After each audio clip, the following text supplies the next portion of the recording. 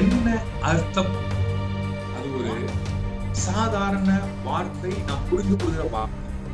அது என்னவென்றால் பூசுதல். பூசுதல்.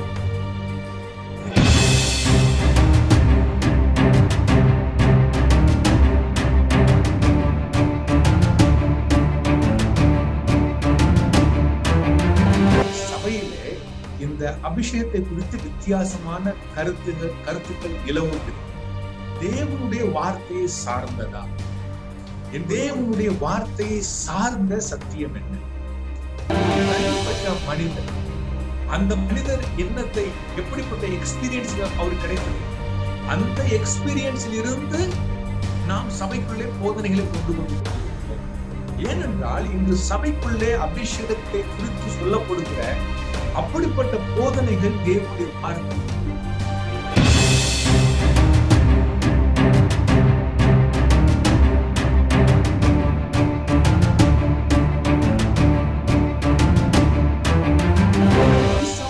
அபிஷேகிக்கப்பட்டார்.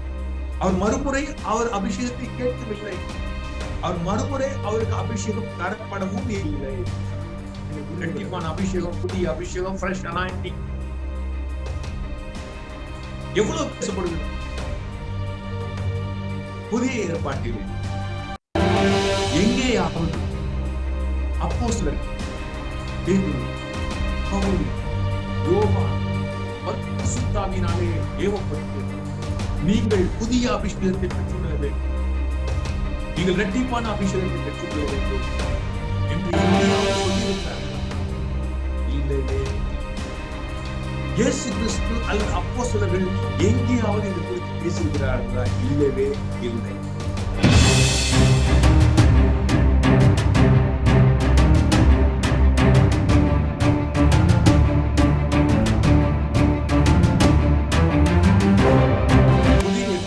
எப்பொழுதாம் அபிஷேகத்தை குறித்து சொல்லப்பட்டதோ அப்பொழுதெல்லாம் அப்போஸ்தலர்கள் விசுவாசிகளை அவர்கள் அபிஷேகம் பண்ணப்பட்டதை நினைவுபடுத்தினார்கள். நம்மை அபிஷேகம் பண்ணினவர் தேவனே, பெற்று இருக்கிறீர்கள் என்பதை அவர் நினைவுபடுத்துகிறார். அல்லது நீங்கள் அபிஷேகம் பண்ணப்பட்டிருக்கிறீர்கள் என்பதை அவர் நினைவுபடுத்துகிறார். நாம் பெற்ற அபிஷேகத்தை நினைவுபடுத்துகிறார். நீங்கள் பெற்று விட்டீர்கள் என்பதை தீர்க்கமாக சொல்லுகிறார்.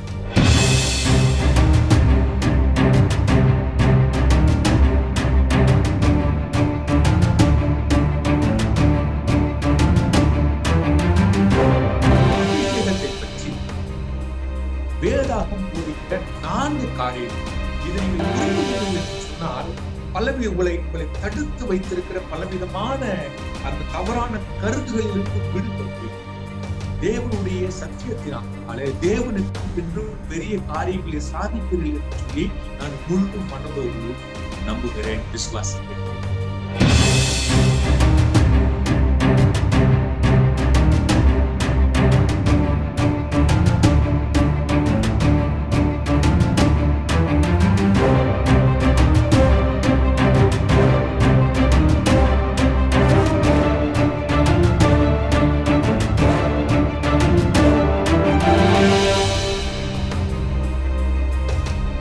கர்த்தராகிய இயேசு கிறிஸ்துவின் விலையேறப்பட்ட நாமத்தினாலே உங்கள் எல்லோருக்கும் என்னுடைய அன்பு நிறைந்த வாழ்த்துக்கள். தேவனுடைய கிருபையும் சமாதானமும் எப்பொழுதும் உங்களோடு கூட இருப்பதாக இருக்கிறது. ஆமென். கர்த்தர் நல்லவர், அவருடைய கிருபை என்றும். பிரியமானவர்களே, இன்று ஒரு புதிய தலைப்பை நான் எடுத்திருக்கிறேன். ஆனால் மிகவும் ஒரு முக்கியமான தலைப்பு என்று எண்ணுகிறேன். அது என்னவென்று சொன்னால் அபிஷேகம். அபிஷேகம், தேவனுடைய அபிஷேகம். பிரியமானவர்களே, இன்று சபையிலே இந்த அபிஷேகத்தை குறித்து வித்தியாசமான கருத்துக்கள் நிலவுகிறது. அந்த கருத்துக்கள் எல்லாம் தேவனுடைய வார்த்தையை சார்ந்ததா என்பது ஒரு பெரிய கேள்வி. தேவனுடைய வார்த்தையை சார்ந்த சத்தியம் என்ன? இன்று ஒரு இடத்துக்கு நான் பிரசங்கம் பண்ணுகிற செல்கிறேன் என்று வைத்துக் கொள்ளும். பிரசங்கம் முடித்த பிறகு இன்று யார் யாருக்கெல்லாம் புதிய அபிஷேகம் வேண்டும் என்று சொன்னால் அநேகர் கைகளை தூக்கி கொண்டு கண்டிப்பாக வருவார். யாருக்கு உங்களுக்கு இரட்டத்தனையான அபிஷேகம் வேண்டும் என்று சொன்னால் அநேகர் வருவார். ஆனால் இப்போது இருக்கிற சபையில் இருக்கிற நிலை என்னவென்று சொன்னால், நாம் ஒரு சிலர்களை மிகவும் அபிஷேகிக்கப்பட்ட நபர்கள் எனவும் மற்ற விசுவாசிகள் மற்ற எல்லோரையும் ஏதோ ஒரு பெரிய ஒரு அபிஷேகம் இல்லாதவர்கள் போலவும் நாம் பார்த்து கொண்டிருக்கிறோம் என்று அநேக விசுவாசிகள் என்ன நினைத்துக் கொண்டிருக்கிறார்கள். அந்த பிரசித்தி பெற்ற ஊழியக்காரர், அவரை போல எனக்கு அபிஷேகம் இல்லை, அவரை போல எனக்கு அபிஷேகம் இருந்தால் நானும் அவரை போல செய்யலாம், ஆனால் அவருக்கு இருக்கிறது எனக்கு இல்லை என்று சொல்லி அநேக விசுவாசிகள் செயல்பட முடியாமல் சபைகளிலே தேங்கியவர்களாய் இருக்கிறார்கள். இந்த போதனைகள் எல்லாவற்றையும் நான் கவனித்த பொழுது ஆவியான ஒரு முறை என்னுடைய கவனத்தை இழுத்தார். நானும் என்னுடைய வாலிப வயதிலிருந்து இந்த அபிஷேகத்தை பற்றி அநேக செய்திகளை கேட்டிருக்கிறேன். அநேக தேவ மனிதர்கள் இந்தியாவிற்கு வந்த போது, உலக பிரசித்த பெற்ற ஊழியர்கள் வந்த பொழுது நான் சென்றிருக்கிறேன். அபிஷேகத்திற்காக நானும் வரிசையில் சென்றிருக்கிறேன். இப்படி எல்லாம் இருக்கும் பொழுது தேவன் ஒரு முறை என்னுடைய கவனத்தை ஈர்த்தார் என்று சொல்ல வேண்டும். அப்பொழுது எனக்கு புரிந்தது, இப்பொழுது சபையிலே அபிஷேகம் என்று சொல்லப்படுகிற, அதை குறித்து தரப்படுகிற அந்த போதனைகள் அநேகம் அதிகமாக மனிதனுடைய அனுபவத்தை சார்ந்திருக்கு. ஒரு தனிப்பட்ட மனிதன், அந்த மனிதர் என்னத்தை, எப்படிப்பட்ட எக்ஸ்பீரியன்ஸ் அவருக்கு கிடைத்தது, அந்த எக்ஸ்பீரியன்ஸில் இருந்து நாம் சபைக்குள்ளே போதனைகளை கொண்டு வந்து கொண்டிருக்கிறோம். ஒருமுறை ஆவியானவர் என்னை மிகவும் தெளிவாக தேவனுடைய வார்த்தையை ஆராயும்படியாக ஏவி, அபிஷேகம் என்பதை குறித்து தேவனுடைய வார்த்தை என்ன சொல்லுகிறது என்பதை குறித்து அதை தியானிக்கும்படியாய், அதை புரிந்து கொள்ளும்படியாய் பரிசுத்த ஆவியானவர் என்னை வழி நடத்தி, நான் அதன்படி வேதாகமத்தை ஆராய்ந்த பொழுது எனக்கு மிகப்பெரிய ஒரு அதிர்ச்சி காணப்பட்டது. நான் மிகவும் அதிர்ச்சி அடைந்தேன். ஏனென்றால் இன்று சபைக்குள்ளே அபிஷேகத்தை குறித்து சொல்லப்படுகிற அப்படிப்பட்ட போதனைகள் தேவனுடைய வார்த்தையில் இல்லை. அது என்னுடைய சிந்தனையை மாற்றி, என்னுடைய கிறிஸ்தவ வாழ்க்கையை மாற்றி, அது என்னுடைய ஊழியத்தை மாற்றி, நான் அந்த சத்தியத்தின் மூலமாக ஊழியத்திலே இன்னும் நான் வளர்ச்சி அடைந்தேன் என்றுதான் சொல்ல முடியும். அது மாத்திரமல்ல, அந்த சத்தியத்தை புரிந்து கொண்டதினாலே விசுவாசிகளை இன்னும் நன்றாக நான் பயிற்சிவித்தேன் என்று தான் சொல்ல வேண்டும். ஆகையினால இன்று அபிஷேகத்தை பற்றி வேதாகம் போதிக்கிற 4 காரியங்கள், இதை நான் கூற விரும்புகிறேன்.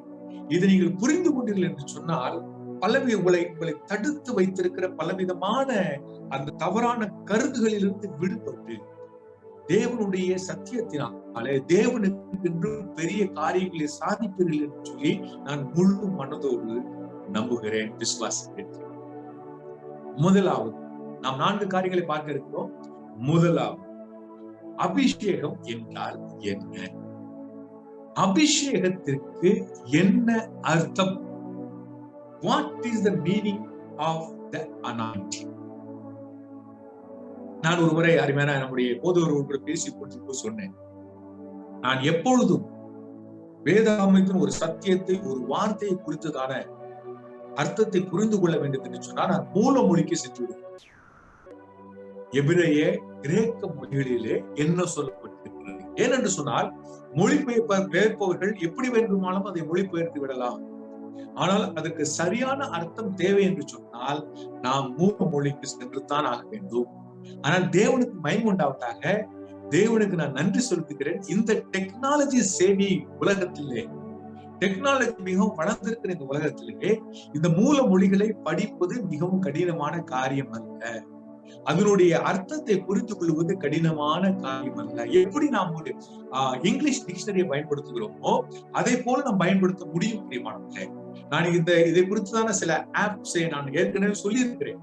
Bible hub, blue letter Bible போன்ற பல ஆப்ஸ் இருக்கிறது என்று சொல்லியிருக்கிறேன். அதை வைத்து நான் படிக்கும் பொழுது அனாயிண்டிங் அல்லது அபிஷேகம் என்பதற்கு கிரேக்க மூல மொழியிலே உபயோகிக்கப்பட்டிருக்கிற வார்த்தை கிரியோ.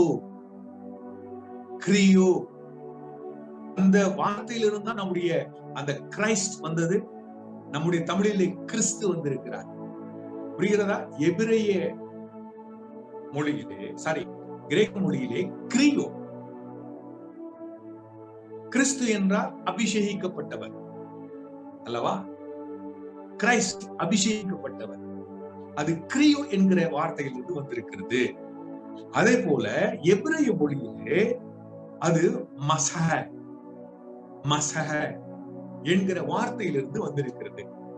இந்த இரண்டு வார்த்தை எபிரேய வார்த்தையா இருக்கட்டும் அல்லது கிரேக்க வார்த்தையா இருக்கட்டும், இந்த இரண்டுக்கும் என்ன அர்த்தம் என்று சொன்னால், நான் சொல்வதை கவனமாக கேள்வி, அது ஒரு சாதாரண வார்த்தை, நாம் புரிந்து கொள்கிற வார்த்தை.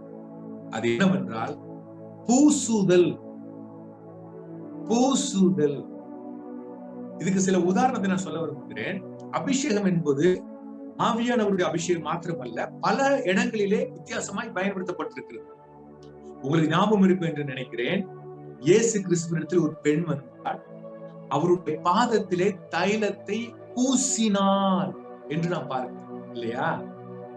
அந்த பூசினாள் என்பது ஆங்கிலத்திலே பார்த்தீர்கள் என்று சொன்னால் அனாயிண்டட் என்று, மூல மொழியில பார்த்தீர்கள் என்று சொன்னால் அந்த கிரியோ.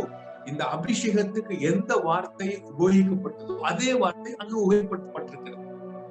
அதே போல தலைக்கு எண்ணெய் வைத்தல், எண்ணெய் பூசுதல், தலையிலே எண்ணெய் பூசுதல்.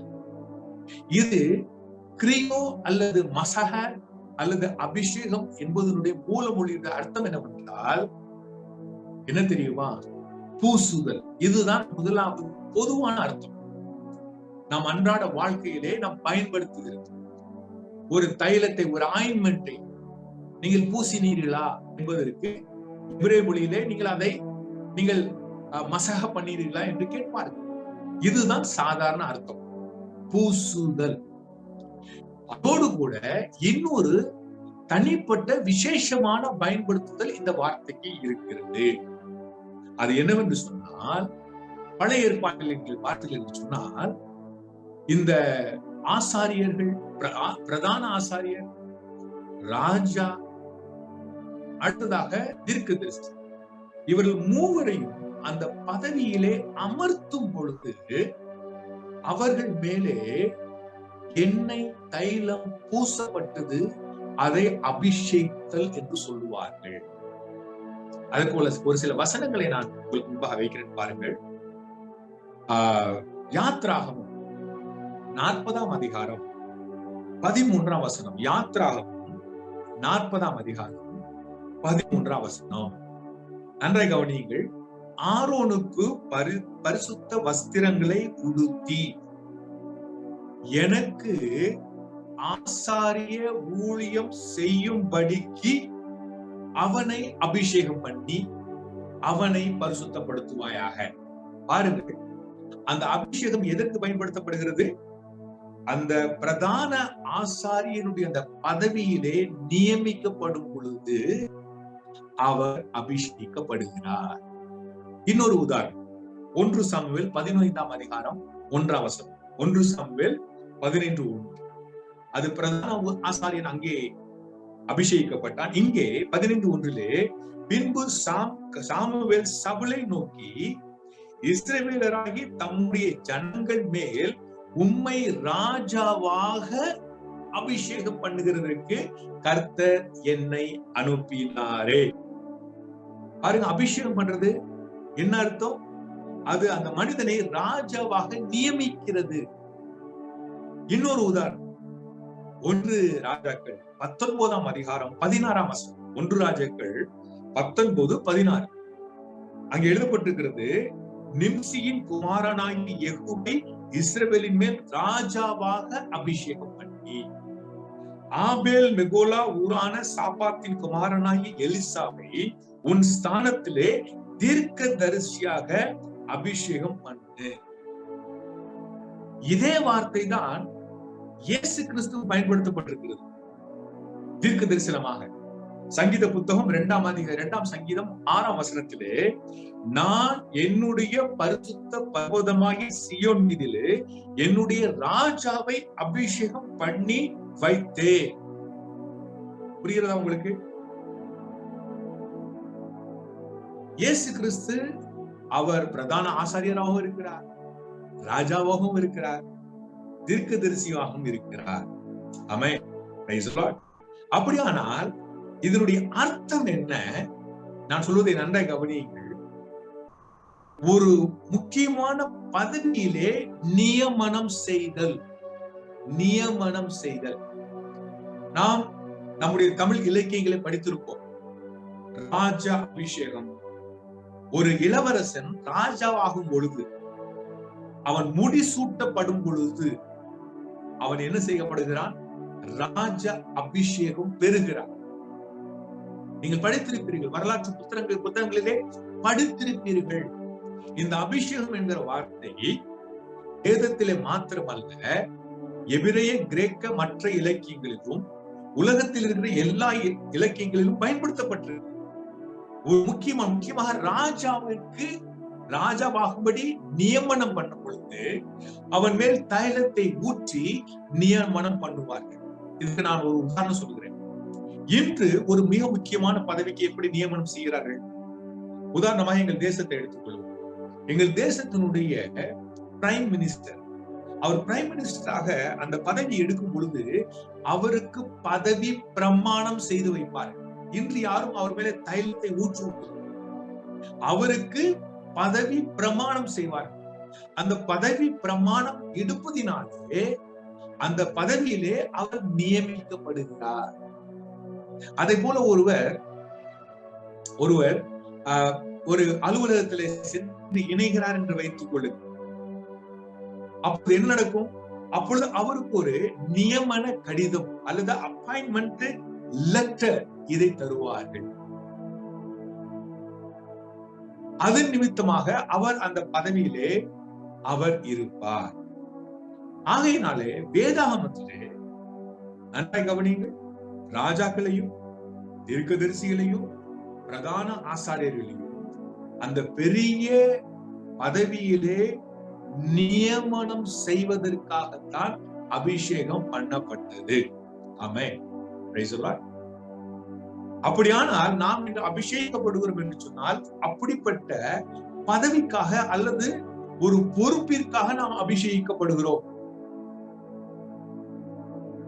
நாம் இன்று சொல்லுவோம் இல்லையா, ஒரு இந்த அபிஷேகத்தை பற்றி நம்ம வித்தியாசமான ஒரு கருத்து உள்ளவர்களாக, புரிதல் உள்ளவர்களாக, இன்னும் சொல்ல போனால் ஒரு ரொமான்டிக் அண்டர்ஸ்டாண்டிங் என்று சொல்வார்களாக, ஒரு கற்பனையான ஒரு புரிதல் உள்ளவர்களாக இருக்கும். அபிஷேகம் என்பது ஒரு பதவிக்காக, ஒரு பொறுப்பிற்காக நியமனம் செய்யும் முறை. ஆமென். இந்த காரியத்தை நீங்கள் புரிந்து கொண்டால் நீங்கள் அடுத்து நான் சொல்லுகிற விஷயத்தை நீங்கள் எளிதாக புரிந்து கொள்வீர்கள். அதனால மிகவும் கவனமாக கேளுங்க. சரி, பழைய ஏற்பாட்டிலே தைலத்தை ஊற்றி அபிஷேகித்தார்கள். புதிய ஏற்பாட்டிலே எப்படி அபிஷேகம் நடந்தது? புதிய ஏற்பாட்டிலே நாம் பார்க்கிறோம், அங்கே தைலத்துக்கு பதில் பரிசுத்த ஆவியானவர் இருக்கிறார். எப்படி என்றால், லூக்கா எழுதின சுவிசேஷம் 4ஆம் அதிகாரம் 18ஆம் வசனத்திலே, கர்த்தருடைய ஆவியானவர் என் மேல் இருக்கிறார், தரித்திரருக்கு சுவிசேஷத்தை பிரசங்கிக்கும்படி என்னை அபிஷேகம் பண்ணினார். புதிய ஏற்பாட்டை பாருங்க, இயேசு கிறிஸ்து மேல யாரும் தைலத்தை ஊற்றவில்லை. பழைய ஏற்பாட்டிலே தைலத்தை ஊற்றினது போல புதிய ஏற்பாட்டிலே இயேசு கிறிஸ்து மேலே யாரும் தைலத்தை ஊற்றவில்லை. அப்போஸ்தலர் மேல ஊற்றவில்லை, விசுவாசிகள் மேல ஊற்றவில்லை. ஆனால் நாம் அபிஷேகிக்கப்பட்டோம் என்று சொல்கிறோம். இது ஏன்? பரிசுத்த ஆவியானவர் மூலமாக. நாம் எல்லோருக்கும் தெரிந்திருக்கப்படி பழைய ஏற்பாடு ஒரு நிழல், புதிய ஏற்பாடுதான் உண்மை. பரிசுத்த ஆவியானவரால் தான் அபிஷேகம். ஆனால் பழைய ஏற்பாட்டிலே அந்த பரிசுத்த ஆவியை குறித்த அந்த எண்ணெய் பயன்படுத்தப்பட்டது, அல்லது தைலம் பயன்படுத்தப்பட்டது. இயேசு கிறிஸ்து மாத்திரமல்ல, அவர் நம்மையும் அபிஷேகித்திருக்கிறார். கொரிந்தியர் 1:20 அங்கே சொல்லப்பட்டிருக்கிறது, உங்களோடு கூட எங்களையும் கிறிஸ்துவுக்குள் ஸ்திரப்படுத்தி நம்மை அபிஷேகம் பண்ணினவர் தேவனே. சரியா? அப்படியானால் நம்மை தேவன் நம்மை அபிஷேகித்திருக்கிறார். உங்கள் மேல் அபிஷேகிக்கப்படும் போது தைலம் ஊற்றப்பட்டதா? என் மேல் எண்ணெய் ஊற்றப்பட்டதா? இல்லை. ஏன்? பரிசுத்தாவியானவர் மூலமாக நாம் அபிஷேகிக்கப்பட்டோம். ஆனால் அபிஷேகம் என்றால் என்ன? அபிஷேகத்தின் அர்த்தம் என்ன சொன்னால், அது ஒரு பதவிக்காக அல்லது ஒரு பொறுப்பிற்காக நியமிக்கப்படுவது. அந்த நியமனம் செய்கிற முறைதான் அபிஷேகம். அல்லேலூயா. இந்த காரியத்தை புரிந்து கொள்ளுங்கள். அடுத்ததாக நான் சொல்ல போகிற அந்த காரியத்தை நீங்கள் புரிந்து கொள்ள அது மிகவும் உதவியா இருக்கும். ஒரு சிலருக்கு ஒருவேளை அதிர்ச்சியாக கூட இருக்கலாம். அது என்னவென்று சொன்னால், இரண்டாவது காரியம், இரண்டாவது கருத்து என்று சொன்னால், அபிஷேகம் ஒரு முறைதான் செய்யப்படும். அபிஷேகம் ஒரு முறைதான் தரப்படும். நாம் இன்று எப்படி அபிஷேகம் எந்த அளவுக்கு வந்துவிட்டது என்று சொன்னால், ஏனென்றால் எனக்கு வாலிப வயதிலே முதலாவது நான் கேட்ட பிரசங்கம் என்னவென்று சொன்னால், ரெட்டிப்பான அபிஷேகம் வேண்டும் என்று சொன்னார். அப்ப காலம் கடக்க கடக்க ஒரு ஃப்ரெஷ் அனாயிண்டிங் என்று சொன்னார்கள். அதாவது மிகவும் ஒரு புதிய ஒரு அபிஷேகம் வேண்டும் என்று சொன்னார். அதுவும் காலம் கடந்து வர ஒவ்வொரு நாளும் நீ காலையிலே நீ புதிய அபிஷேகம் பெற வேண்டும் என்று சொன்னார். இப்படி எல்லாம் பிரசங்கிக்கப்பட்டது. நானும் ஆண்டவரே எனக்கு புதிய அபிஷேகத்தை தாருங்கள் நான் ஜெபித்திருக்கிறேன். ஆனால் வேதத்தை படிக்கும் பொழுதுதான் எனக்கு புரிந்தது, ஆவியானவர் இதனை விளக்கினார். என்னவென்று சொன்னால், அபிஷேகம் என்பது ஒரு முறைதான் தரப்படும், ஒரு முறைதான் செய்யப்படும். இந்த புதிய அபிஷேகம், ஃப்ரெஷ் அபிஷேகம், தினசரி அபிஷேகம், 2 மடங்கு அபிஷேகம், இவைகள் எல்லாம் நாம் சொல்லுகிறோம். ஆனால் வேதத்தில் என்ன சொல்லப்பட்டிருக்கிறது? நான் இப்பொழுது ஒரு உதாரணத்தை சொல்றேன். பழைய ஏற்பாட்டிலிருந்து நாம் இதுவரை பார்த்தோம். இந்த முன்பாக ஆரோனை குறித்து பார்த்தோம், யெகூவை குறித்து பார்த்தோம், எலிசாவை குறித்து பார்த்தோம். அடுத்ததாக இப்படி எப்படி வித்தியாசமாக அவர்கள் அபிஷேகிக்கப்பட்டார்கள் ராஜாவாக சவுலை குறித்து பார்த்தோம். இப்பொழுது நான் முதல் எக்ஸாம்பிளுக்கு நான் வருகிறேன். நாம் எங்க படித்தோம்? அந்த வசனம் இருக்கிறது யாத்திராகமம் 40:13. ஆரோனுக்கு பரிசுத்த வஸ்திரங்களை உடுத்தி எனக்கு ஆசாரிய ஊழியம் செய்யும்படி அவனை அபிஷேகம் பண்ணி அவனை பரிசுத்தப்படுத்துவாயாக. இப்ப நான் சொல்றதை நல்ல கவனமா யோசித்து பாருங்க.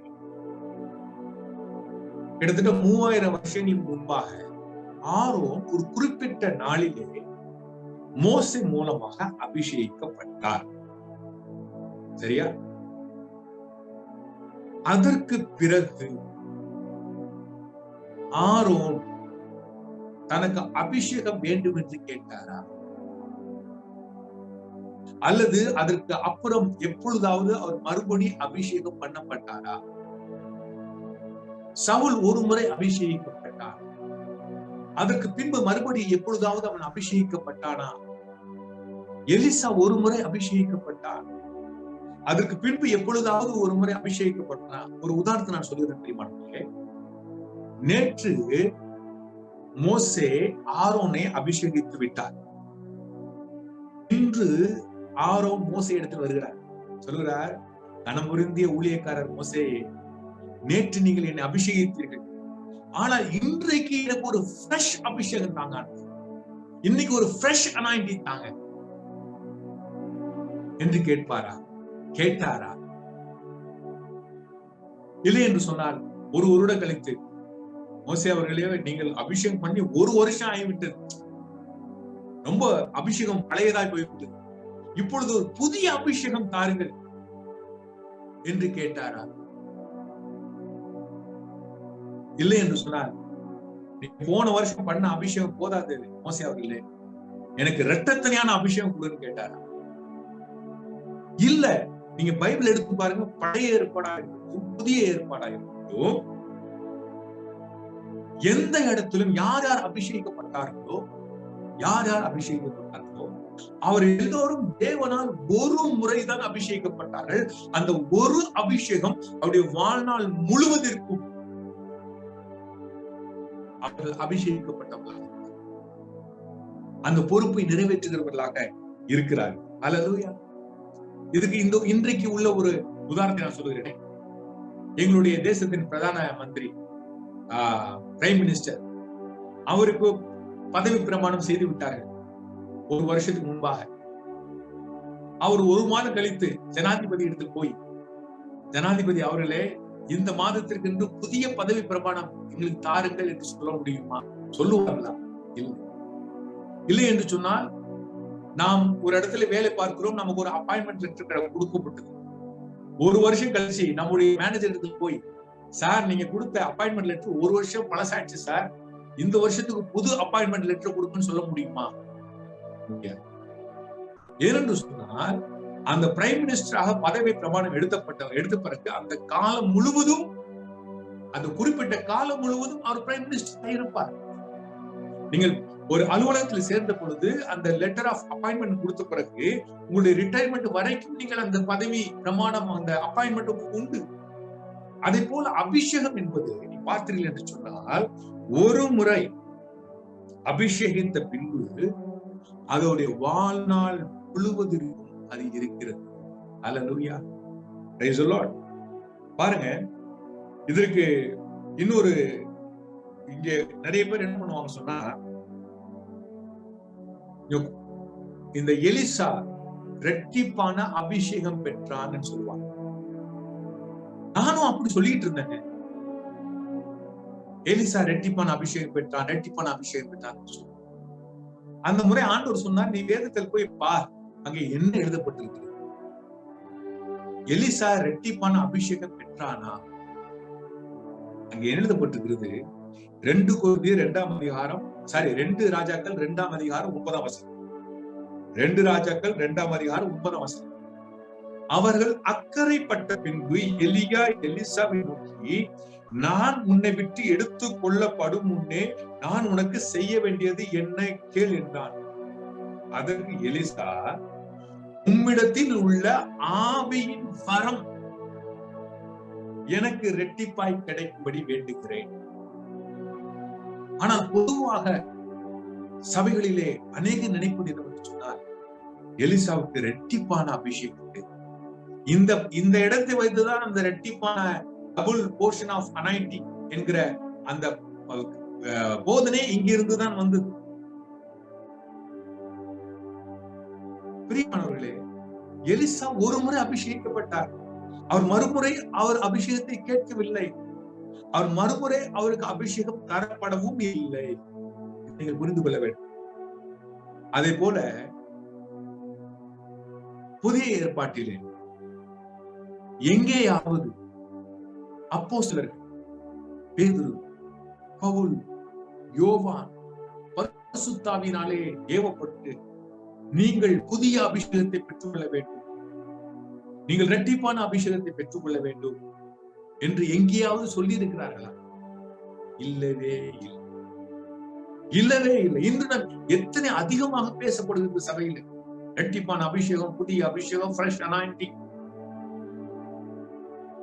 எவ்வளவு பேசப்படுகிறது. இயேசு கிறிஸ்து அல்லது அப்போஸ்தலர்கள் எங்கேயாவது இது குறித்து பேசியிருக்கிறார்களா? இல்லவே இல்லை. ஆனால் ஆச்சரியப்படத்தக்க விதமாக புதிய ஏற்பாட்டிலே எப்பொழுதாம் அபிஷேகத்தை குறித்து சொல்லப்பட்டதோ அப்பொழுதெல்லாம் அப்போஸ்தலர்கள் விசுவாசிகளை அவர்கள் அபிஷேகம் பண்ணப்பட்டதை நினைவுபடுத்தினார். நான் சொல்வதை கவனமாய் கேட்டுங்க. உதாரணமாக 2 கொரிந்தியர் 1:20 நாம் முன்பு பார்த்த வசனம். 2 கொரிந்தியர் 1:20 சொல்லப்பட்டிருக்கிறது, உங்களோடு கூட எங்களையும் கிறிஸ்துவுக்குள் ஸ்திரப்படுத்தி நம்மை அபிஷேகம் பண்ணினவர் தேவனே. இங்க பாருங்க, பவுல் என்ன சொல்லல, நீங்கள் புதிய அபிஷேகம் பெற்றுக்கொள்ள வேண்டும் என்று அவர் சொல்லவில்லை. நம்மை தேவன் அபிஷேகம் பண்ணி இருக்கிறார், தேவன் நமக்கு அபிஷேகம் தந்து விட்டார், அபிஷேகம் பண்ணி விட்டார் என்பதை தான் அவர் நினைவுபடுத்துகிறார். நான் சொல்லுகிற வித்தியாசம் உங்களுக்கு புரிகிறதா உங்களுக்கு அந்த வித்தியாசம்? பவுல் நீங்கள் புதிய அபிஷேகத்தை பெற்றுக்கொள்ள வேண்டும் என்று அவர் சொல்லவில்லை. பவுல் நீங்கள் ஒரு இரட்டிப்பான அபிஷேகத்தை பெற்றுக்கொள்ள வேண்டும் என்று சொல்லவில்லை. மாறாக நீங்கள் அபிஷேகம் பண்ணப்பட்டிருக்கிறீர்கள் என்பதை அவர் நினைவுபடுத்துகிறார். இன்னொரு வசனம் வாசிப்போம். 1 யோவான் 2ஆம் அதிகாரம் 20ஆம் வசனம் 27ஆம் வசனம். புதிய ஏற்பாட்டிலே அபிஷேகத்தை குறித்து மிக குறைந்த இடங்களில் தான் சொல்லப்பட்டிருக்கு. அபிஷேகம் பண்ணப்பட்டவர் கிறிஸ்து என்ற வார்த்தை பல இடங்களிலே பயன்படுத்தப்பட்டிருக்கு. ஆனால் அபிஷேகம் செய்தல், அபிஷேகப்படுதல் அந்த அர்த்தத்திலே வெகு சில இடங்களில் தான் பயன்படுத்தப்பட்டிருக்கு. நீங்கள் வெகு லகுவாக ஒரு கண்கார்டன்ஸ் எடுத்து பார்த்து விட முடியும். இந்த 1 யோவான் 2ஆம் அதிகாரம் 20ஆம் வசனம் 27ஆம் வசனத்தில் என்ன சொல்லப்பட்டிருக்கிறது? நீங்கள் பரிசுத்தராலே அபிஷேகம் பெற்று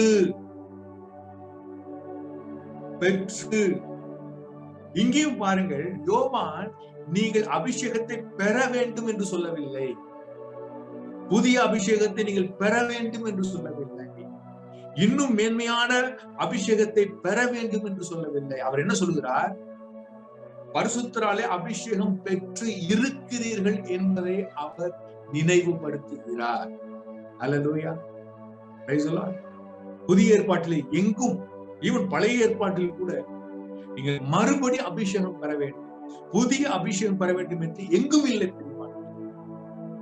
27ஆம் வசனம் அங்க சொல்லப்பட்டிருக்கிறது, நீங்கள் அவராலே பெற்ற அபிஷேகம்.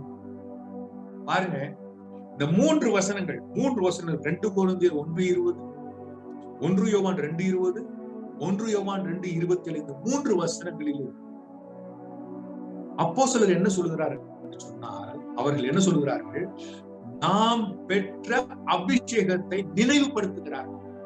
நீங்கள் பெற்று விட்டீர்கள் என்பதை தீர்க்கமாக சொல்லுகிறார்கள். இன்னொரு முறை அபிஷேகம் பெற வேண்டும் என்று அவர்கள் எங்கும் சொல்லவே இல்லை. ஏனென்றால் அதற்கு காரணம், அபிஷேகம் என்பது ஒரே ஒரு முறைதான் தரப்பட்டது, ஒரே ஒரு முறைதான் தரப்படும். அந்த ஒரு முறை தரப்பட்டு விட்டால் அந்த பதவி காலம் முழுவதும் அல்லது வாழ்க்கை முழுவதும் அந்த அபிஷேகம் இருக்கும். அல்லேலூயா, பிரைஸ் தி லார்ட். நாம் பார்த்தோம் பழைய ஏற்பாட்டில் ராஜாக்கள், ஆசாரியர்கள், தீர்க்கதரிசிகள் நியமிக்கப்படும் பொழுது அவர்கள் அபிஷேகிக்கப்பட்டார்கள். தேவன் நம்மை ஏன் அபிஷேகித்திருக்கிறார்?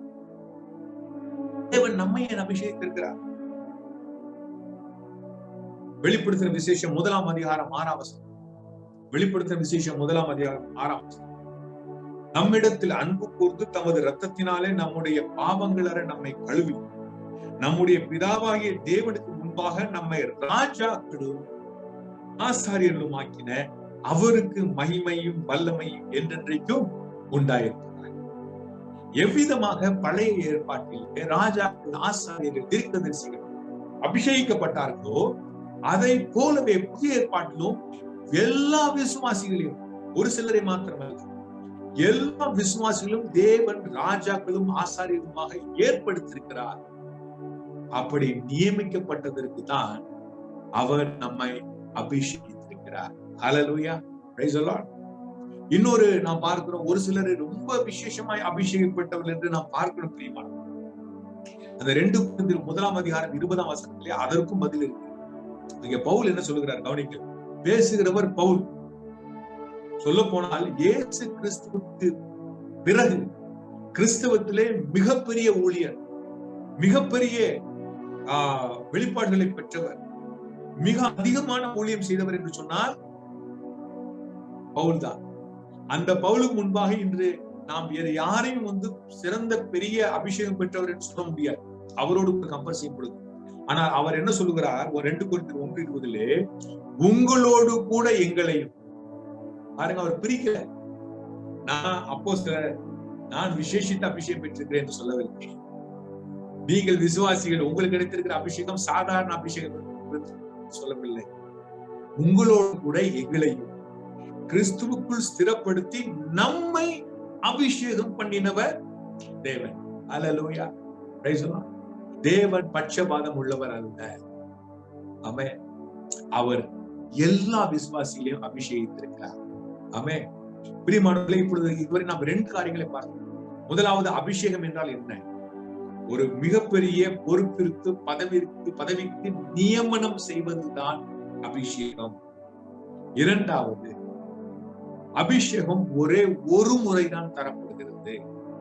அது அந்த பதவி காலம் முழுவதும் அல்லது அந்த வாழ்நாள் முழுவதும் அந்த அபிஷேகம் செயல்படுகிறது. சரி, இப்பொழுது மூன்றாவது சத்தியம் இந்த அபிஷேகம். இன்று அநேகர் புதிய அபிஷேகம் வேண்டும் என்று சொல்லி ஏன் சொல்கிறார்கள்? ஃப்ரெஷ் அனாயிண்டிங் வேண்டும் என்று சொல்லி ஏன் சொல்லிட்டு போகிறார்கள்? ஏனென்றால் அவர்களுக்குள்ளே ஒரு எண்ணம் இருக்கிறது, நான் பெற்ற அபிஷேகம் எங்கேயோ லீக் ஆகிவிட்டது, எங்கேயோ வெளியே சென்று விட்டது, இப்பொழுது அதன் இடத்துல இல்லை.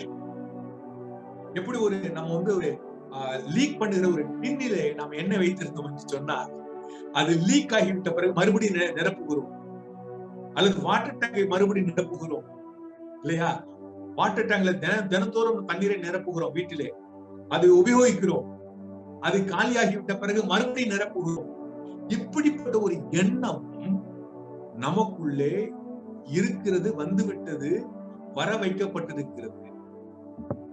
ஆனால் இப்படிப்பட்ட ஒரு கருத்து வேதாகமத்தில் இல்லை. இதைத்தான் நான் உங்களுக்கு சொல்ல விரும்புகிறேன்.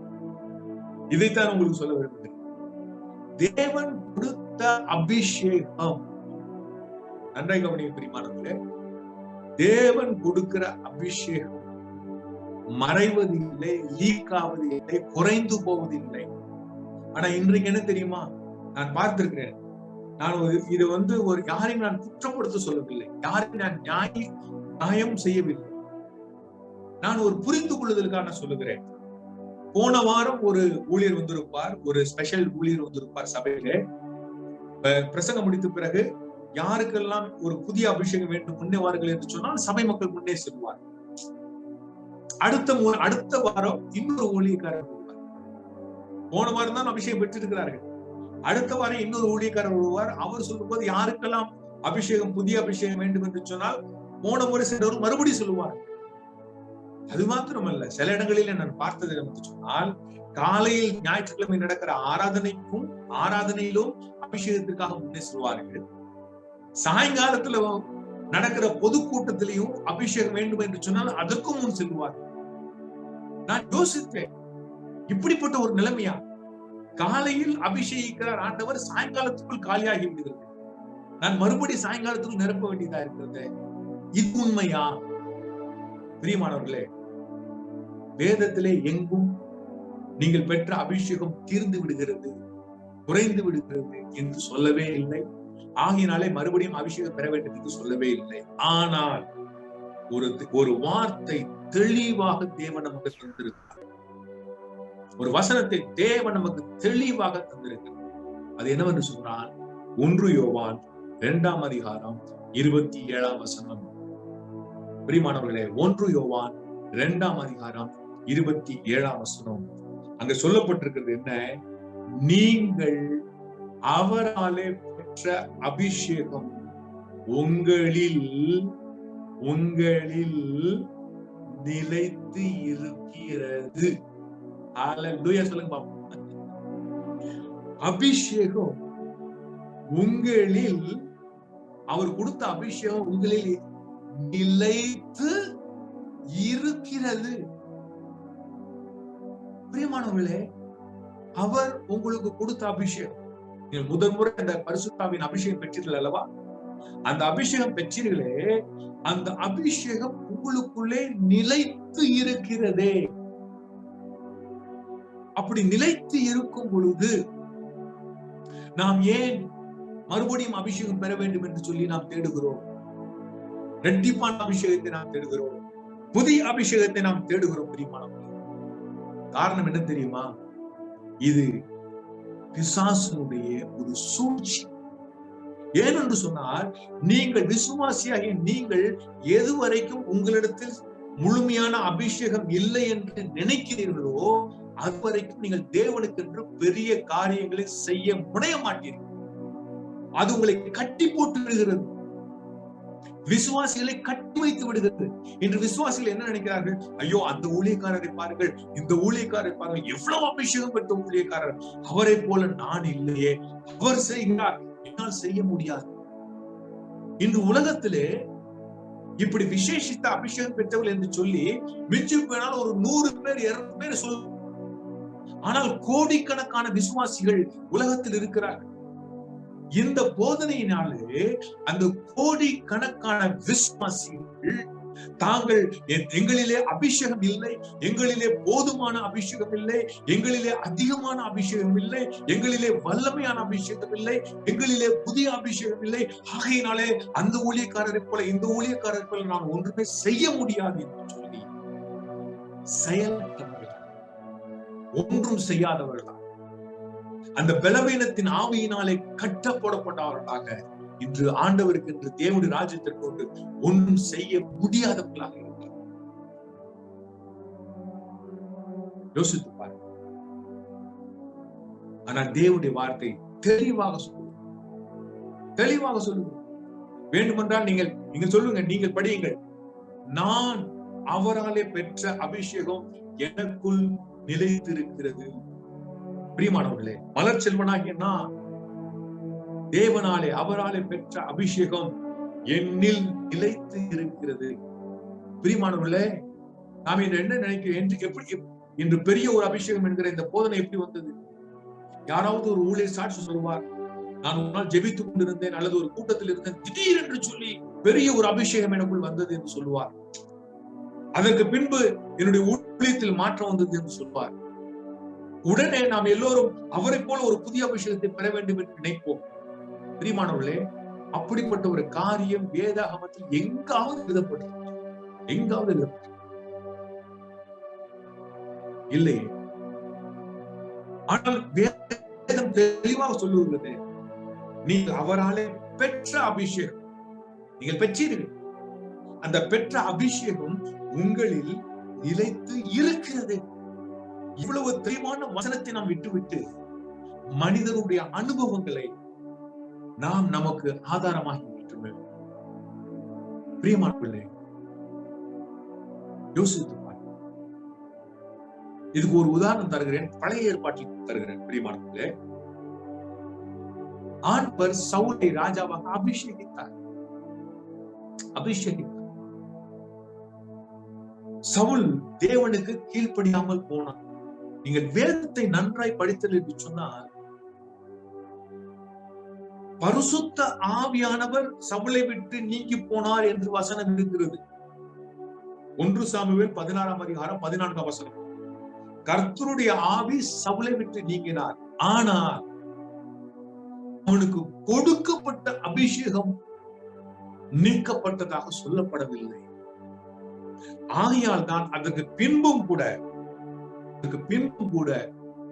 தாவீது 3 முறைகளிலே இந்த வசனத்தை பாருங்கள். கர்த்தருடைய ஆவி சவுலை விட்டு நீங்கினார் என்று சொல்லப்பட்ட வசனத்துக்கு பின்பு குறைந்தது 3 அல்லது 3 சம்பவங்களிலே தாவீது சொல்லுகிறார் சவுலை குறித்து, அவர் கர்த்தரால் அபிஷேகம் பண்ணப்பட்டவர். உதாரணமாக 1 சாமுவேல் 24:6ஆம் வசனத்துல சொல்லப்பட்டிருக்கிறது, அவன் தன் மனுஷரை பார்த்து, கர்த்தர் அபிஷேகம் பண்ணின என் ஆண்டவன் மேல் என் கையை போடும்படியான இப்படிப்பட்ட காரியத்தை நான் செய்யாதபடி கர்த்தர் என்னை காப்பாராக, அவர் கர்த்தரால் அபிஷேகம் பண்ணப்பட்டவர். யோசித்து பாருங்க, இது எங்க வருகிறது? 1 சாமுவேல் 16ஆம் அதிகாரம் பின்பு வருகிறது. அது மாத்திரமல்ல, இதே வார்த்தையை சவுல் மறுத்து விட்டான் என்று ஒருவன் தாவீதுக்கு வந்து செய்து சொல்லுகிறான். அவன் தான் சவுலுடைய தலையை வெட்டினான். அந்த மனிதனிடத்தில் பேசும்போது கூட தாவீது என்ன சொல்லுகிறான்? தேவனால் அபிஷேகம் பண்ணப்பட்டவர் மேல் உன் பட்டயத்தை எடுக்க பயப்படாமல் போனது என்ன? யோசித்து பாருங்கள். சவுலுக்கு தேவன் ஒரு முறை அபிஷேகம் செய்தார். அவன் மரிக்கும் வரை அவன் அந்த ராஜாவாக அபிஷேகம் பண்ணப்பட்டவராக இருந்தான். நான் சொல்லுகிற காரியம் புரியுதா? அது குறையவில்லை. கர்த்தருடைய ஆவியானவர் நீங்கிவிட்டார். ஆனால் சவுல் ராஜாவாக இருந்தான். ஏன்? அவனுக்கு கொடுக்கப்பட்ட அபிஷேகம் என்ன தெரியுமா? நான் சொன்னேன் அல்லவா, அபிஷேகத்தின் அர்த்தம் என்ன? ஒரு பதவிக்காக நியமனம் செய்வது, ஒரு பொறுப்பிற்காக நியமனம் செய்வது. தேவன் சவுலை ராஜாவாக அபிஷேகம் பண்ணினார். புரிகிறதா உங்களுக்கு? அவன் கடைசி வரை அவன் ராஜாவாக இருந்தான். ஏனென்றால் அவனுக்கு கொடுக்கப்பட்ட அபிஷேகம் இருந்தது. பிரியமானவர்களே,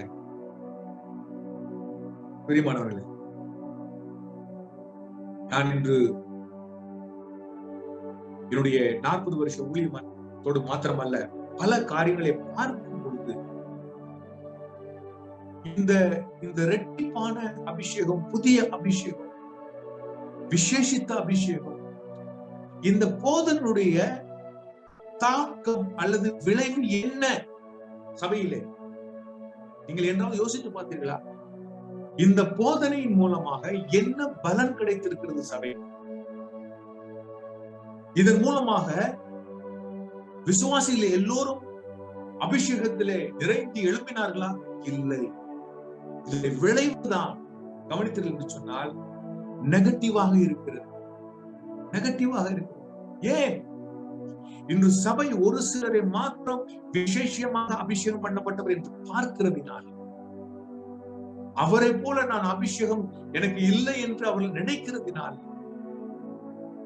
அவர்கள் தேவனுடைய ராஜ்யத்திற்கு ஒரு பிரயோஜனமும் இல்லாமல் இன்று விசுவாசிகள் வாழ்ந்து கொண்டிருக்கிறார்கள். எனக்கு பெரிய அபிஷேகம் இல்லை, நான் ஒரு ஆவிக்குரிய பலவீனத்திலே நான் வாழ்ந்து கொண்டிருக்கிறேன் என்று சொல்லி அவர்கள் அப்படியே இருந்து விடுகிறார்கள். காரணம் என்ன? நீங்கள் தவறு நினைக்காது, தயவு செய்து என்னை தவற. சத்தியம் விடுவிக்கிறது, ஆனால் அதற்கு எதிராக பொய் நம்மை கட்டுகிறது. பொய்யனும் பொய்க்கும் பிதாவுமாய் இருக்கிறவர் இவ்விதமான ஒரு வித்தியாசமான போதனை கொண்டு வந்ததினால் கோடிக்கணக்கான விசுவாசிகள், ஒரு பக்கத்துல 100-200 விசேஷித்த அபிஷேகப்பட்ட ஊழியர்கள், ஆனால் கோடிக்கணக்கான விசுவாசிகள் நாங்கள் விசேஷித்த அபிஷேகத்தை பெறவில்லை, புதிய அபிஷேகத்தை பெறவில்லை, இரட்டிப்பான அபிஷேகத்தை பெறவில்லை, விசேஷ அபிஷேகத்தை பெறவில்லை என்று சொல்லி தேவனுக்காக ஒன்றும் செய்யாமல் பலவீனமாய் உணர்ந்து கொண்டு அப்படியே இருக்கிறார்கள். அதை நீங்கள் இப்படி யோசித்து பாருங்கள். ஒவ்வொரு விசுவாசியும் இதை தெரிந்து கொண்டால் அவர்கள் தேவனால் அபிஷேகிக்கப்பட்டிருக்கிறார்கள். அவருடைய அபிஷேகம் அவர்களுள்ளே இருக்கிறது, நிலைத்து இருக்கிறது என்கிற இந்த சத்தியத்தை ஒவ்வொரு விசுவாசியும் புரிந்து கொண்டார். இந்த சத்தியத்தை விளைவு என்னவாயிருக்கும்? அல்லேலூயா. ஒவ்வொரு விசுவாசியும் எழுந்த தேவனுக்கு என்று பெரிய காரியங்களை செய்ய மாட்டாரா? அல்லேலூயா. மாணவர்களே, அதைத்தான் நாங்கள் எங்களுடைய ஊழியத்துல பாருங்க. புதிய விசுவாசிகள் இயேசு கிறிஸ்துவை புதிதாக ஏற்றுக்கொண்டவர், அவர்களுக்கு இந்த சத்தியத்தை போதிக்கும் பொழுது, நீ அபிஷேகிக்கப்பட்டிருக்கிறாய், தேவன் உன்னை அபிஷேகித்திருக்கிறார், அந்த அபிஷேகம் உனக்குள் நிலைத்திருக்கிறது, தேவன் ஒரு பொறுப்பை உனக்கு கொடுத்திருக்கிறார், நீ எழுந்து கர்த்தருக்காக செய் என்று சொல்லும் பொழுது, பிரியமானவர்களே, நாங்கள் இந்த மலை பகுதிகளில் ஊழியம் செய்கிறோம், மலைவாழ் மக்கள் மத்தியில் ஊழியம் செய்கிறோம், எழுத படிக்க தெரியாத மக்கள் கூட இருக்கிறார்கள், ஆனால் அவர்களும் தேவனுக்கென்று காரியங்களை செய்கிறார்கள். ஹல்லேலூயா. Praise the Lord. ஏனென்றால் அவர்களுக்கு இந்த வேதாகம சத்தியம் தெரிந்திருக்கிறது. என்னவென்று சொன்னார், தேவன் எனக்கு கொடுத்த அபிஷேகம் எனக்குள்ளே நிலைத்திருக்கிறது, நான் தேவனால் அபிஷேகிக்கப்பட்டவன். ஆமென். அந்த அபிஷேகம் எனக்கு இருக்கிறது, அதுல ஒன்றும் குறைவு இல்லை, அது லீக்காக இல்லை. ஆமென். அந்த அபிஷேகம் எனக்கு நிலைத்திருக்கிறது. நான் நிச்சயமாய் சொல்லுகிறேன், இந்த சத்தியத்தை நீங்கள் புரிந்து கொண்டீர்கள் என்று சொன்னால் உங்களுடைய செயல்பாடு நிச்சயமாய் உங்களுடைய தயக்கம் மாறும். அநேகர் தேவனுடைய ராஜ்யத்திற்கு இந்த காரியங்களை செய்ய முடியாமல் தேய்த்து கொண்டிருக்கிறார்கள், தயங்கி கொண்டிருக்கிறார்கள். என்னால் முடியுமா? நான் ஜெபித்தால் முடியுமா? நான் செய்தால் இது நடக்குமா? ஐயோ, அந்த ஊழியக்காரரை போல இந்த ஊழியக்காரரை போல நான் அபிஷேகம் பெற்றவன், அந்த அளவுக்கு அபிஷேகம் பெற்றவன் இல்லையே. இந்த எண்ணம் தானே உங்களை தடுத்து நிறுத்துகிறது. இந்த எண்ணம் தானே உங்களை கட்டி போட்டு இருக்கிறது. ஆனால் இந்த சத்தியம் பவுல் சொன்னானே, உங்களோடு கூட எங்களையும் கிறிஸ்துவில் ஸ்திரப்படுத்தி நம்மை அபிஷேகம் பண்ணினவர் தேவனே. அல்லேலூயா. அது மாத்திரமல்ல, அந்த 1 யோவான் 2:20 நீங்கள் பரிசுத்தராலே அபிஷேகம் பெற்று நீங்கள் பரிசுத்தராலே அபிஷேகம் பெற்று இருக்கிறீர்கள். அது மாத்திரமல்ல, நீங்கள் அவராலே பெற்ற அபிஷேகம் உங்களில் நிலைத்திருக்கிறது. நான் உண்மையா சொல்லுகிறேன், இந்த சத்தியத்தை மாத்திரம் நீங்க உள்வாங்கி பிரியமானவர்களே, நான் கேரண்டி தருகிறேன், வருகிற நாட்களிலே உங்களுடைய செயல்பாடு நிச்சயமாய் நீங்கள் தேவனுக்கென்று தைரியமாய் காரியங்களை செய்யும். நிச்சயமாய்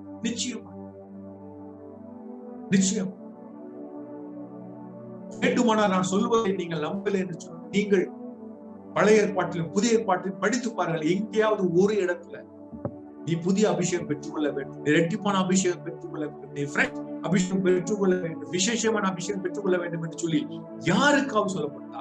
யாருக்கு அபிஷேகம் செய்தார்களோ அந்த நபர்களுக்கு யாருக்காவது செய்யப்பட்டதா? எங்காவது நீ பெற்ற அபிஷேகம் குறைந்து விட்டது, லீக்காகி விட்டது, அதனால கூடியமாய் நீ நிரப்பிக் கொள்ள வேண்டும் என்று சொல்லி எங்காவது சொல்லப்பட்டிருக்கிறதா? நீங்கள் தேடி பாருங்க, இல்லை. ஆனால் தெளிவாக சொல்லிருக்கிறது, நாம் தேவனாலே அபிஷேகம் பண்ணப்பட்டிருக்கிறோம், அந்த அபிஷேகம் நமக்குள் நிலைத்து இருக்கிறது. ஹல்லேலூயா. முன்பு நான் ஒரு சில பேர்கள் நான் சொல்ல விரும்பவில்லை, அப்படி அந்த ஊழியர் அவர் என்ன அபிஷேகம் இருக்கிறது என்று சொல்லி நான் ஒரு சாதாரண ஊழியர் என்று நினைப்பேன். இப்பொழுது நான் அப்படி நினைப்பதில்லை. ஹல்லேலூயா. பவுல் சொன்னது போல நம்மை அபிஷேகம் பண்ணினவர் தேவன். ஹல்லேலூயா. அந்த ஊழியக்காரரை தேவன் என்ன அபிஷேகம் பண்ணி இருக்கிறாரோ அதே மாதிரி என்னை அபிஷேகம் பண்ணியிருக்கிறார். பவுலை எப்படி அபிஷேகம் பண்ணாரோ அதே போல என்னை அபிஷேகம் பண்ணியிருக்கிறார். ஹல்லேலூயா. எனக்கு அபிஷேகம் இருக்கிறதுனால் நான் தேவனுடைய ராஜ்யத்திற்கு என்று சொல்லி எழுப்பி காரியங்களை செய்வேன். தேவனுடைய மகிமைக்காக காரியங்களை செய்வேன். ஏனென்றால் நான் தேவனால் அபிஷேகிக்கப்பட்டிருக்கிறேன். ஹல்லேலூயா. கடைசியாக இந்த அபிஷேகத்தை பற்றி ஒரு காரியத்தை சொல்லி நான் முடிக்கிறேன். என்னவென்று சொன்னார், தரப்படுகிற அபிஷேகம் ஒரு நோக்கத்தோடு கூட தரப்படுது. தரப்பட்ட அபிஷேகம் ஒரு நோக்கத்தோடு கூட தரப்படுது. பர்பஸ். பழைய ஏற்பாட்டிலே நீங்கள் பார்த்தீர்கள், அந்த பிரதான ஆசாரியர் ராஜாவாகும்படி அபிஷேகம்,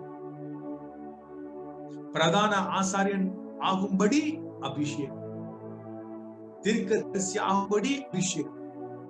அந்த அபிஷேகத்தை பெற்று அந்த பொறுப்பினுடைய ஊழியத்தை செய்யத்தான் அபிஷேகம். பிரியமானவர்களே, நமக்கும் கொடுக்கப்பட்ட அந்த அபிஷேகத்திற்கு நோக்கம். முதலாவது நோக்கம் அது நம்முடைய ஊழியத்தை. இயேசு கிறிஸ்து என்ன சொன்னார்? லூக்கா எழுதின சுவிசேஷம் 4ஆம் அதிகாரம் 18-19 வசனம். லூக்கா 8:18-19.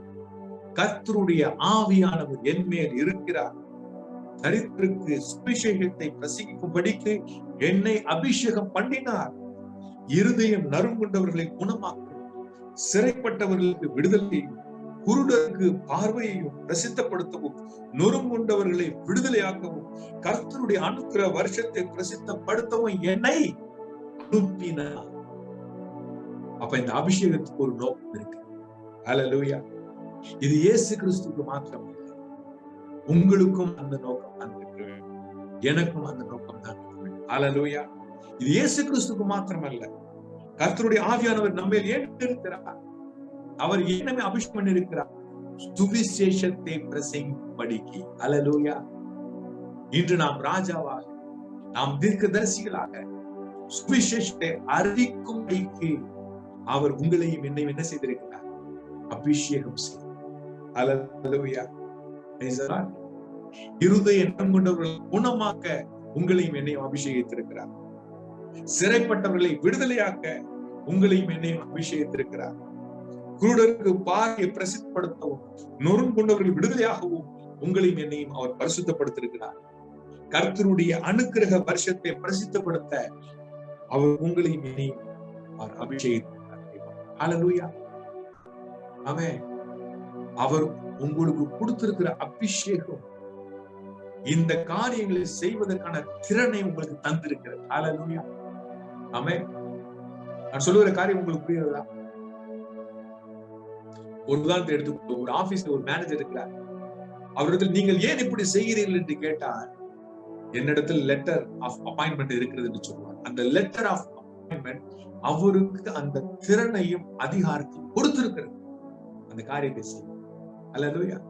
அதே போல இங்க சொல்லப்பட்டிருக்கிற காரியங்கள் எல்லாவற்றையும் செய்வதற்கு தேவன் உங்களுக்கு எனக்கு கொடுத்திருக்கிற அபிஷேகம் அந்த திறனை நமக்கு கொடுத்திருக்கு. அது மாத்திரமல்ல, அப்போஸ்தலர் நடவடிக்கைகள் புத்தகம் 10ஆம் அதிகாரம் 38ஆம் வசனம். அப்போஸ்தலர் நடவடிக்கைகள் புத்தகம் 10ஆம் அதிகாரம் 38ஆம் வசனம். நசரேயனாகிய இயேசுவை தேவன் பரிசுத்த ஆவியினாலும் வல்லமையினாலும் அபிஷேகம் பண்ணினார். தேவன் அவருடனே கூட இருந்தபடியினால் அவர் நன்மை செய்கிறவராய் பிசாசின் வல்லமையில் அகப்பட்ட யாவரையும் குணமாக்குகிறவராய் சுற்றி திறந்தார். அபிஷேகத்தின் நோக்கம் என்ன? பிசாசின் பிடியிலே பிடிப்பட்டவர்களை குணமாக்க, விடுதலை செய்ய. அல்லேலூயா. யோசித்து பாருங்கள். லூக்கா 4லும் சிறைப்பட்டவர்களை விடுதலையாக. அப்ப இந்த அபிஷேகம் இந்த காரியங்களை செய்யும்படியாக நமக்கு தரப்பட்டது. சுவிசேஷத்தை பிரசங்கி, கற்றுண்டவர்களை விடுதலையாக. பிரியமானவர்களே, தேவன் உங்களையும் என்னையும் அபிஷேகம் செய்திருக்கிறார். தேவன் உங்களை நியமனம் செய்திருக்கிறார். அபிஷேகித்து இந்த பொறுப்பிற்காக நியமனம் செய்திருக்கிறார். எப்படி அபிஷேகிக்கப்பட்ட இயேசு கிறிஸ்து, அபிஷேகிக்கப்பட்ட பவுல், அபிஷேகிக்கப்பட்ட பேதுரு இந்த காரியங்களை செய்தாரோ, அதே போல அபிஷேகிக்கப்பட்ட நீங்களும் இந்த காரியங்களை எல்லாவற்றையும் செய்யணும். ஆமென். அபிஷேகத்தினுடைய இன்னொரு நோக்கம், 2 நோக்கங்கள் இருக்குது. ஒன்று ஊழியம், இன்னொன்று அது என்னவென்று சொன்னார் 1 யோவான் 2:27. நீங்கள் அவராலே பெற்ற அபிஷேகம் உங்களை நிலைத்திருக்கிறது, ஒருவரும் உங்களுக்கு போதிக்க வேண்டுவதில்லை. அந்த அபிஷேகம் சகலத்தையும் குறித்து உங்களுக்கு போதிக்கிறது. அது சத்தியமாயிருக்கிறது, அது பொய் அல்ல. அது உங்களுக்கு போதிக்கிறபடியே அவரில் நிலைத்திருக்கிறது. சத்தியத்தினுடைய 2வது நோக்கம் நம்மை போதிப்பது, நமக்கு கற்றுக் கொடுப்பது, நமக்கு சத்தியத்தை கற்றுக். ஹல்லேலூயா. இந்த 2 நோக்கத்திற்காக தேவன் நமக்கு அபிஷேகம் கொடுத்திருக்கிறார். ஹல்லேலூயா. ஒன்று ஊழியம் செய்வதற்காக, இன்னொன்று சத்தியத்தை தெரிந்து. இதற்காகத்தான் தேவன் உங்களையும் என்னையும் அபிஷேகித்திருக்கிறார். ஹல்லேலூயா.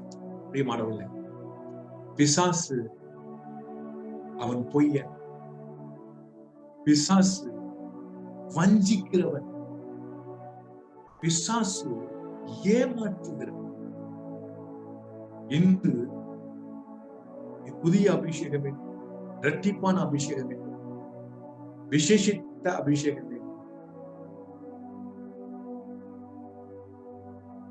அது என்னிடத்தில் இல்லை. கோடிக்கணக்கான விசுவாசிகள் என்ன நினைக்கிறார்?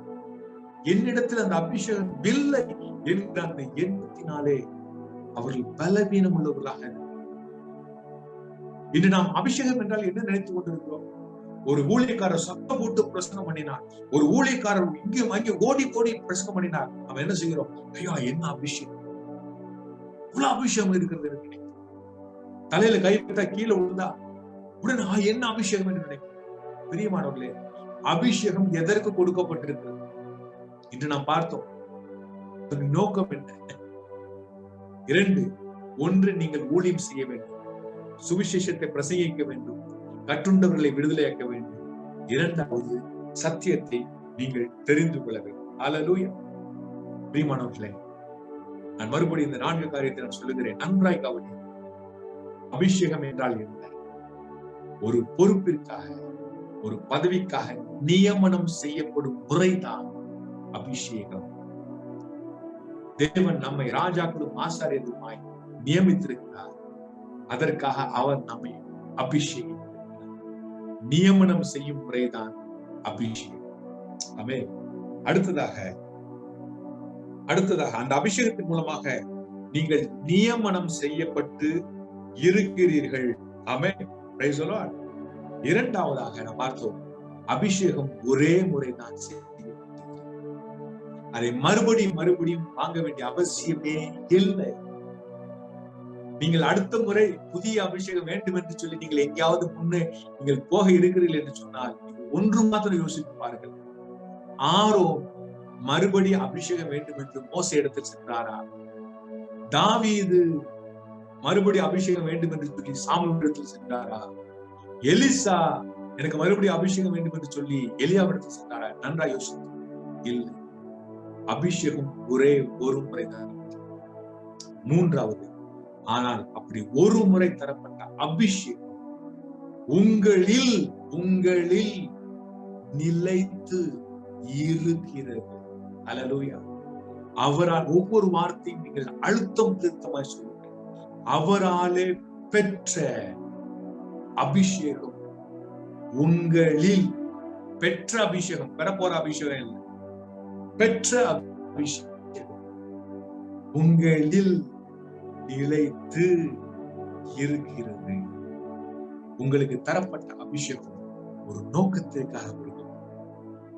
ஊழியம் செய்யும்படியாக, நற்செய்தி அறிவிப்பதற்காக, கட்டுண்டவர்களை விடுதலையாக்குவதற்காக, அடுத்ததாக தேவனுடைய சத்தியத்தை புரிந்து கொள்வதற்காக, அதை போதிக்கும்படியாக தரப்படும். பிரியமானவர்களே, தயவு செய்து மற்றவர்களை பார்த்து அவர்கள் விசேஷித்த அபிஷேகம் பெற்றவர்கள், நானோ ஒரு சாதாரண விசுவாசி என்று சொல்லி தயவு செய்து சொன்னார். பவுல் சொன்னார், நம்மை அபிஷேகித்தவர் தேவன். அல்லேலூயா. அந்த பவுல் கூட தனக்கும் மற்ற விசுவாசிகள் இடையில ஒரு வித்தியாசத்தை காமிக்கல. பாத்தீங்களா? நம்மை, அதை போல ஒவ்வொரு விசுவாசியும் அபிஷேகித்து. ஒரு முக்கியமான விஷயம் சொல்லணுமா?